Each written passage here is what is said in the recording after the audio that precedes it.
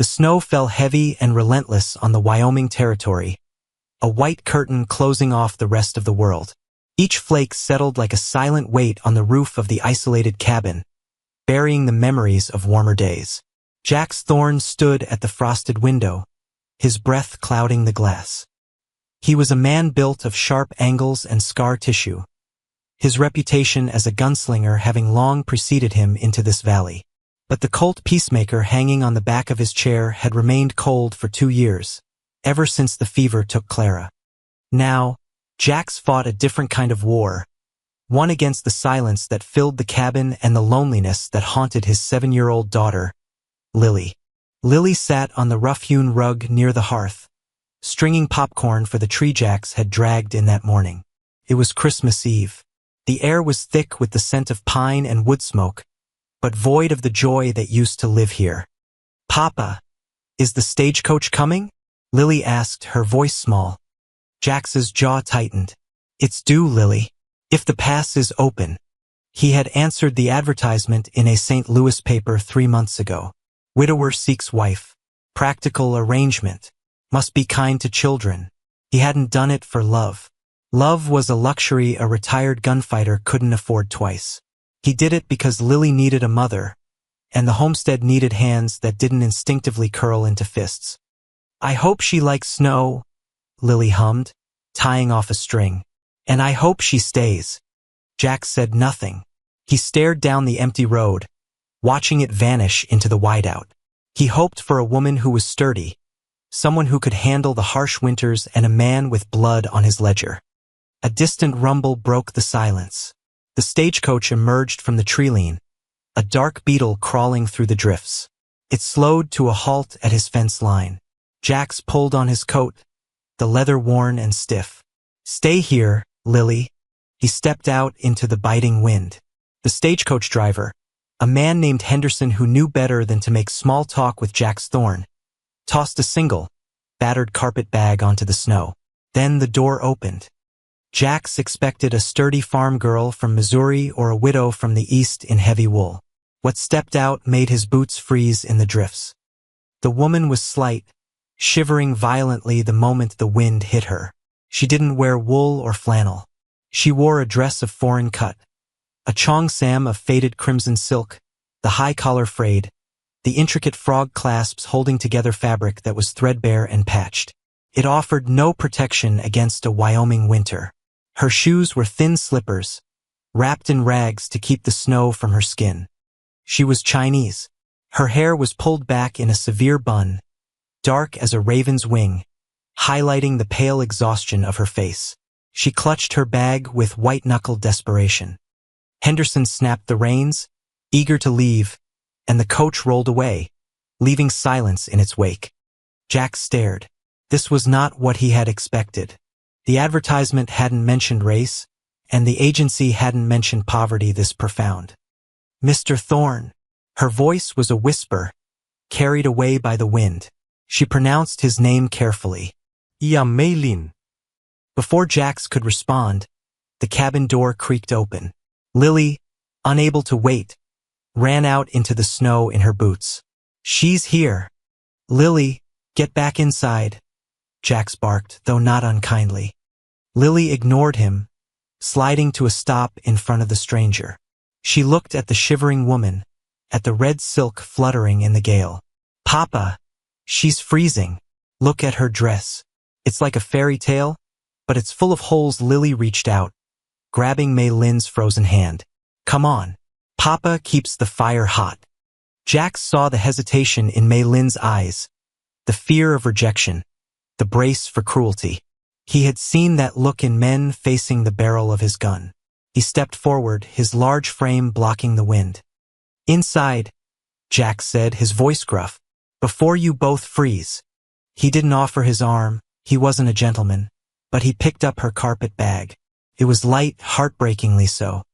Inside the cabin, the warmth hit them like a physical blow. Mei Lin stood near the door, water dripping from her hem onto the floorboards.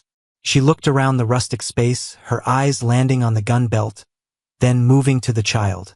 She held herself with a rigid dignity, spine straight despite the shivers racking her frame. Sit by the fire, Jax commanded, pointing to his armchair. I would not want to dampen your furniture, she said, her teeth chattering. It's wood and leather. It dries. Sit. She obeyed, sinking into the chair. Lily was already moving, disappearing into the kitchen. She returned with a steaming mug. This is coffee, Lily explained seriously. It's in Mama's cup, the one with the blue flowers. She said it made the coffee taste like spring. Jack stiffened. That was Clara's favorite cup. He hadn't touched it in 2 years. Mei Lin's hands trembled as she accepted the offering. She looked at the chipped porcelain, then at the little girl. It is a beautiful cup, she said softly. I am honored to hold it. She took a sip, and the color began to ghost back into her cheeks. Jax leaned against the doorframe, arms crossed, studying her. The red silk was mended in a dozen places with tiny, precise stitches. It was the clothes of a woman who had nothing left but her pride. You're a long way from home, ma'am, Jack said. Mei Lin lowered the cup. I have no home, Mr. Thorne. Not anymore. The agency. They didn't say. They did not say I was Chinese? She met his gaze, her dark eyes steady. If they had, would you have paid for my passage? Jax held her gaze. He was a man who valued truth, even when it was ugly. Likely not.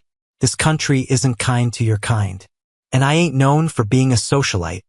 I know of your reputation, she said. The gunslinger of the basin. I know you are a dangerous man. And yet you came. Starvation is also dangerous, Mr. Thorne. And loneliness is a slow death, she gestured to Lily, who was now stroking the silk of Mei Lin's sleeve in wonder. I saw a father looking for help. I am a widow who needs a roof. I can cook. I can sew. I can teach. I ask for nothing but safety. Why the rags? Jax asked bluntly. The money I sent for travel. It was enough for a coat. Mei Lin looked down at her hands. My husband was a merchant in San Francisco. When he died, his debts were significant. The creditors took everything. The house, the furniture, my Western clothes. I sold the ticket you sent to pay the last of his honor debt and traveled in the cattle cars to get here. I would not come to you owing another man money.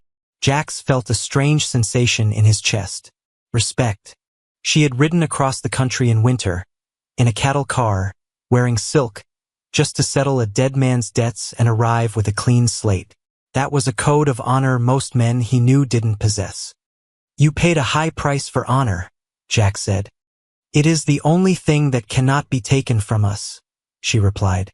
Lily, Jack said, pushing off the doorframe. Show Miss Mei Lin the spare room. Give her one of my flannel shirts and a blanket. We'll find her something proper to wear tomorrow.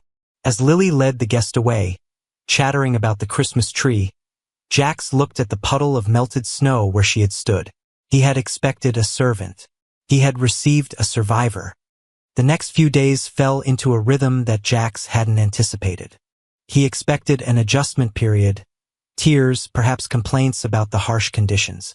Instead, Mei Lin moved through the cabin like a quiet storm of efficiency. She wore Jax's oversized flannel shirt, belted at the waist with a piece of rope, the sleeves rolled up to reveal slender but capable forearms. She didn't try to change their lives. She simply elevated them. The stew that night had spices Jax didn't recognize, coaxing flavor out of the dried venison. The chaotic pantry was reorganized.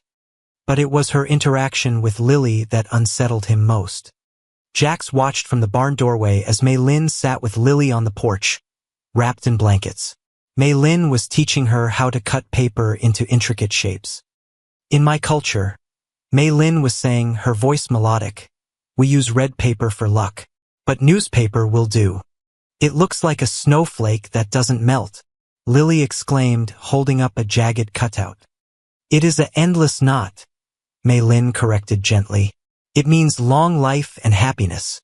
Papa needs happiness, Lily said, her voice dropping to a conspiratorial whisper. He's sad since Mama died. He cleans his guns when he's sad. Jack stepped back into the shadows of the barn. He looked at his hands, scarred and rough. He had forgotten how to be anything other than a protector. He provided food, he provided shelter, he provided safety.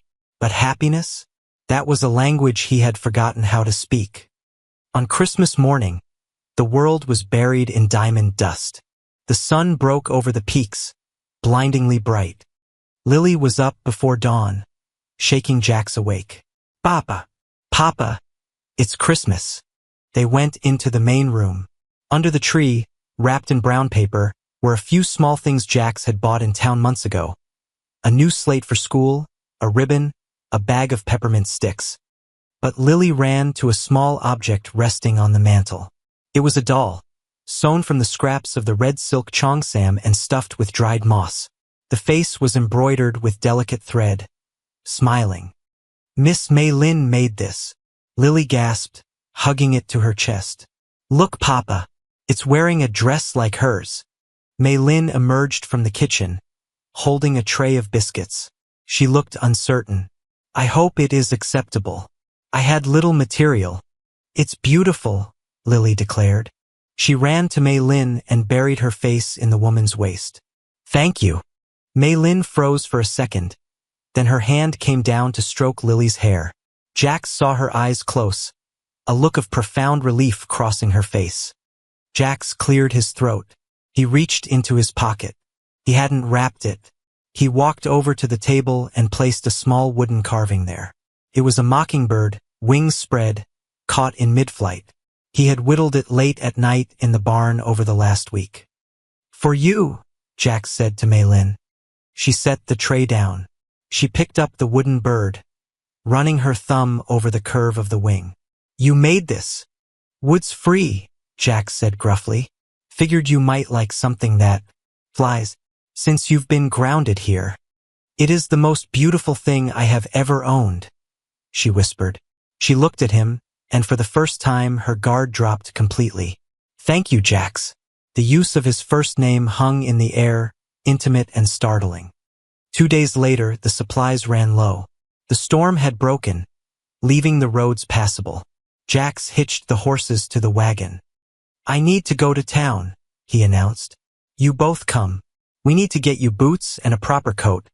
Mei Lin, she hesitated. I can make do with. No, Jax cut her off. You're part of this household now. You don't walk around in my old shirts. The ride to town was crisp. Lily sat between them, holding the red silk doll. When they pulled up to the general store, the boardwalk was crowded. The town of Oakhaven was small, and gossip moved faster than the wind.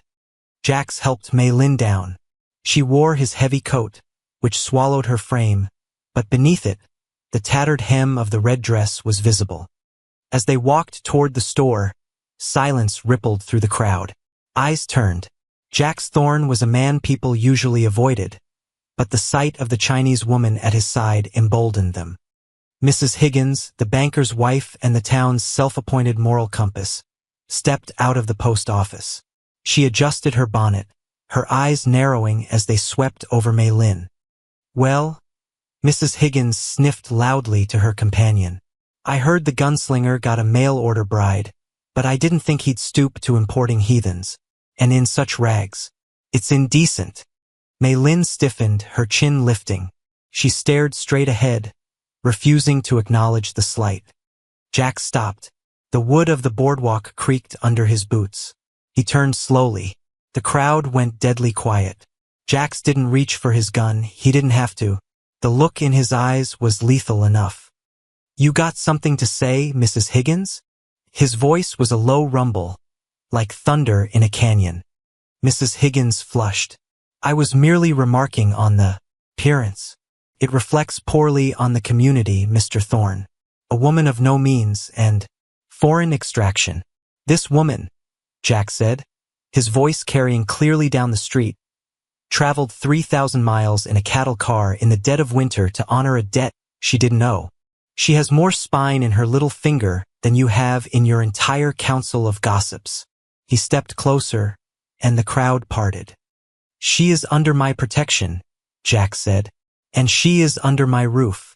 If any of you have a problem with her clothes or her face or where she comes from, you bring that problem to me. Do I make myself clear? Mrs. Higgins paled and scurried back into the post office. The blacksmith, an old friend named Sam, tipped his hat. "Clear as day, Jax." "Ma'am." He nodded to Mei Lin. Jax placed a hand on the small of Mei Lin's back, a possessive, protective gesture, and guided her into the store. Inside, Mei Lin walked to a display of wool coats. Her hands were shaking. "I am sorry," she whispered. "I have brought you shame." Jax turned her around to face him. He took her hands in his. They were rough against her smooth skin. "You didn't bring shame, Mei Lin. You brought the truth. They just don't like looking at it." He picked up a heavy, blue wool coat with a fur collar. "Try this on. It matches your eyes." Mei Lin looked up at him, startled. "My eyes are dark. Like the night sky," Jax said. "Best thing to look at in this territory." The weeks following the trip to town brought a thaw, both outside and inside the cabin. The tension of strangers living together dissolved into the comfort of a family formed. Jax found himself coming in from the barn earlier, eager for the sound of Mei Lin's voice reading to Lily. But the ghost of the past still lingered. One evening, after Lily had gone to sleep, Jax found Mei Lin by the fire. She was mending his work gloves. "She calls you Mama sometimes," Jax said, standing by the mantel. "By accident." Mei Lin didn't look up. "I know." I correct her gently.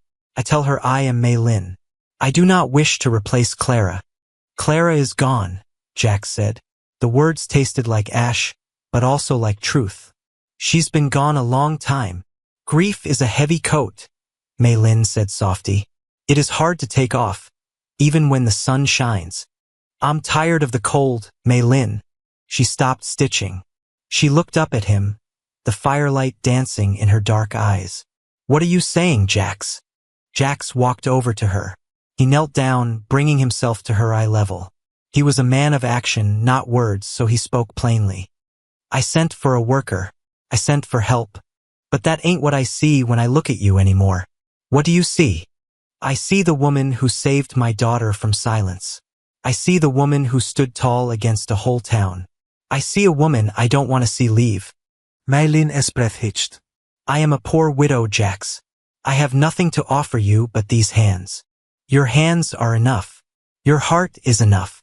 Jax reached into his pocket and pulled out a ring. It wasn't a diamond. It was a simple band of gold, one he had kept in his safety box. It wasn't Clara's ring, that was saved for Lily. This was his mother's. "I ain't a gentle man, Mei Lin. I come with a past and I come with a temper. But I swear to you, I will never let you go cold again. I will stand between you and the world until the day I die." Tears spilled over Mei Lin's lashes. She reached out and touched his scarred cheek. "You are not a cold man, Jax Thorne. You are the fire in the hearth. You are the shelter." "Will you stay?" he asked. "Not as a guest. As my wife." "Yes," she whispered. "I will stay." Spring arrived late in the territory, but when it did, it came with a vengeance. The snow melted into rushing creeks, and the gray world burst into green. On the porch of the cabin, 3 people sat watching the sunset. Lily was running in the tall grass, chasing a butterfly. Jax sat on the steps, cleaning his rifle, not out of necessity, but habit. Mei Lin sat beside him. She wore a simple dress of blue calico that she had sewn herself, but around her neck, she wore a scarf made from the salvaged red silk of her old Cheongsam, a reminder of where she had come from. "Look," she said, pointing to the patch of earth near the steps. Pushing up through the thawing mud were tiny purple flowers, crocuses. "Clara planted those," Jax said, his voice steady. "Years ago." "They are resilient," Mei Lin said. "They survive the winter to bring beauty to the spring." Jax set the rifle down. He put his arm around his wife's shoulders, pulling her close. The gunslinger had found peace, not in the barrel of a gun, but in the quiet strength of a woman who had arrived in rags and taught him how to see the worth in the broken things. "Welcome home, Mei Lin," he murmured into her hair. She rested her head on his shoulder, watching the purple flowers sway in the gentle breeze. "I am home, Jax." I am home.